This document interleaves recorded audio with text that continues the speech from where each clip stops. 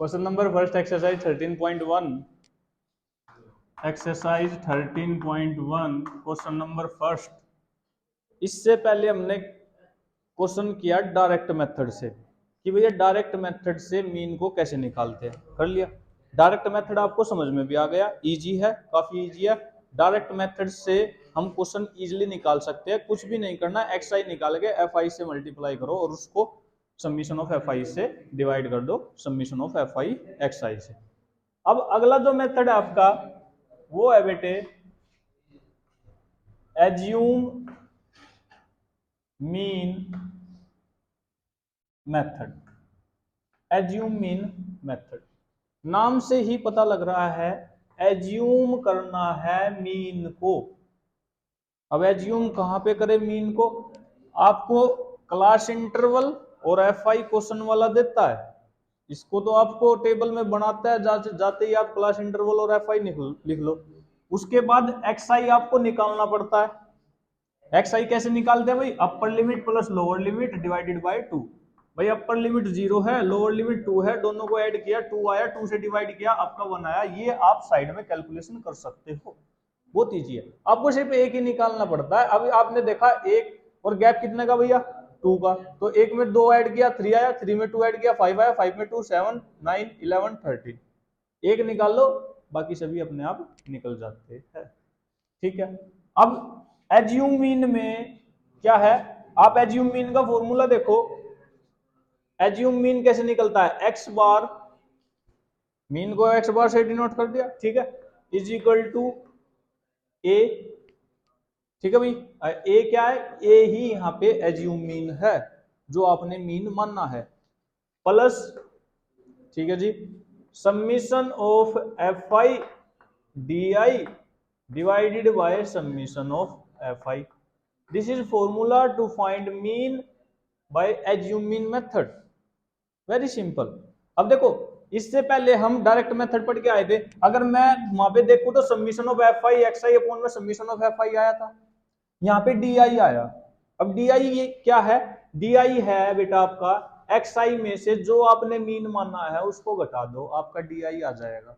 उसके बाद बिल्कुल सिंपल है, एफ आई डी आई की मल्टीप्लाई करो, उसका सम निकालो, एफ आई का सम निकाल लो और उसमें डिवाइड करके उसमें ए को ऐड कर दो। अब मीन, एज्यूम मीन जो आपने ए मानना है उसको बताते हैं कि जी ये एज्यूम मीन मानना कैसे है। अब देखो, सबसे पहली बात याद रखना, एज्यूम मीन हमेशा क्लास मार्क में माना जाएगा, एक्स आई में माना जाएगा, ठीक है, याद रह जाएगा। ए जो माना जाएगा वो किस में माना जाएगा? एक्स आई में। कैसे माना जाएगा? अब देखो यहाँ पे टर्म गिनो, आप एक ऑब्जर्वेशन गिनो, 1 2 3 4 5 6 7, 7 ऑब्जर्वेशन है। 3 आपने ऊपर की तरफ और 3 आपने नीचे की तरफ, जो सेंटर में आया वो आपका क्या कहलाया? Assume mean. क्या कहलाया वो आपका? Assume mean. उसी को आपने टेबल में ही डिनोट कर दिया, a इज इक्वल टू 7। याद रह जाएगा। पहली बात कि जी जब ओड नंबर हो, देखो बेटे, ओड नंबर ऑब्जर्वेशन हो, अब ओड नंबर थी 7 थी, 3 ऊपर छोटी थी 3 नीचे, बीच में जो बचा मीन मान लिया, ओड में तो चल गया काम। लेकिन अगर ऑब्जर्वेशन इवन आ गई, ठीक है भाई, अगर ऑब्जर्वेशन कैसी आ गई, मान लो एक और आ गई यहाँ पे, जैसे मैं मान लेता हूं यहाँ पे, लो भाई एक और एग्जांपल के लिए एक और आ गई।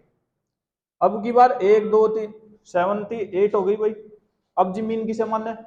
तो बेटे 3 ऊपर छोड़ दिए 3 नीचे छोड़ दिए, बीच में 2 बचे, तुम्हारी मर्जी है जिसको मीन चाहो मान लो, दोनों में से तुम्हारी मर्जी है, जिसको भी मीन चाहो मान सकते हो। ठीक है, कोई दिक्कत। इवन का भी केस खत्म, ओड का भी केस खत्म, ए का पता चल गया कहां से मानना है, क्यों मानना है। ठीक है जी, मगर जी कर क्यों रहे हैं इसको? जब हमारा मीन डायरेक्ट मेथड से निकलने लग रहा है तो हम एज्यूम मीन मेथड को लगा क्यों रहे हैं? इजीनेस के लिए बेटे, ये कैलकुलेशन को इजी बनाता है। अगला जो मेथड आएगा वो इससे भी इजी बनाएगा, क्योंकि कई बार डायरेक्ट मेथड में आपने देखा होगा कैलकुलेशन काफी टफ आ जाती है। जैसे मैं कहता हूं कि इंटरवल दे दिया उसने ये, और ये दे दिया उसने 13 15 17 23। बेटे जब आपका सिंपल मल्टीप्लाई हो रहा था कि भाई 1 से 1 की, तो आप इजीली मल्टीप्लाई कर पा रहे थे। लेकिन जब 15 की यहाँ से आप डिवाइड करोगे, जब आएगी यहाँ पे काफी लंबी लंबी मल्टीप्लाई आएगी तो वो आपको टफ लगेगा। और उसमें टाइम लगेगा। गलत नहीं है, टफ लेंथ ही है वो क्वेश्चन। उसको इजी करने के लिए हमारा क्या आया, एज्यूम मीन मेथड आया। इससे भी कैलकुलेशन को और भी इजी बना देगा, वो है स्टेप डेविएशन। अब आपको ए का पता चल गया भाई, एज्यूम मीन का पता चल गया इसमें, ठीक है जी। आपको मीन में ए का पता चल गया, एफ आई आपको दे ही रखा क्वेश्चन वाले ने, डी आई आपने निकाल लिया। डी आई का फॉर्मूला है बेटे, एक्स आई में से जो भी एज्यूम मीन मानना उसको घटा दो। एक्स आई तुम्हारा क्या है भाई, पहले में अगर 1 के लिए करोगे तो 1 के लिए क्या है, ये 1 है। ए की वैल्यू कितनी है 7, 1 में से 7 को घटाओगे कितना आएगा -6। फिर आई 2 के लिए कितना है भाई, एक्स आई की वैल्यू 3, 3 में से आप बेटे 7 को घटाओगे कितना आएगा -4। अब इसकी भी इजीनेस की ट्रिक है, हाँ भाई कितने का गैप है, 2 2 का, -6 -4 -2 0 जाएगा। और उसके बाद जो यहाँ पे ऐसे रिपीट हुआ वो ऐसे ही नीचे रिपीट हो गए, 2 4 6 ऑटोमेटिक है, अपने आप करके देख लेना। तो आप एक सीक्वेंस बना लो, आपने यहाँ देखा कि भाई 2 का गैप है, तो उसके बाद जाओ 0 तक और फिर 0 के बाद जो ऐसे रिपीट हुए थे उनको ऐसे लिख दो एज इट इज। लग गया पता डी आई भी। अब दोनों की मल्टीप्लाई कर दी बेटे, एक्स आई की और वो एक्स आई बोल रहा हूँ, एफ आई की और डी आई की आपने क्या कर दी, मल्टीप्लाई कर दी, सम निकाल लिया। कितना आया बेटे सम, अब देखो इससे क्या हुआ भाई, 18 12 30 30 और 38, ये कितना आया इधर का प्लस का 38, और ये कितना आया बेटे 6 माइनस 14 16 -16, इसमें से इसको घटाओगे तो कितना आया बेटे, कितना आया 22, ये आ गया। और ये कितना आया आपका 20, इसमें रख दो भाई, आपका मीन आ गया। ए की वैल्यू कितनी है भाई 7 प्लस ये कितना आया 22, और ये कितना आ रहा है 20, ठीक है। कटता है तो काट दो, 2 से कट रहा, 11 पे गया और ये 10 पे गया। इसके बाद बेटे या तो आप एलसीएम लेके करो, या फिर आपको सिंपल पता है कि अगर नीचे 10 है तो 1.1, ठीक है ना। ऐसे यहां से आप एक्स बार निकाल सकते हो। कितना आया भाई 8 पॉइंट ऐड करना आना चाहिए आप, ठीक है बेटे, इजी कर लोगे।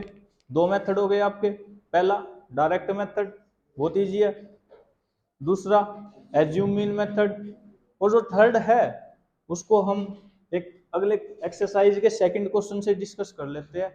आपका क्वेश्चन भी हो जाएगा और आपका मेथड भी हो जाएगा, ठीक है। देख लो इसमें कोई प्रॉब्लम हो तो बेटे पूछ सकते हो, इजी।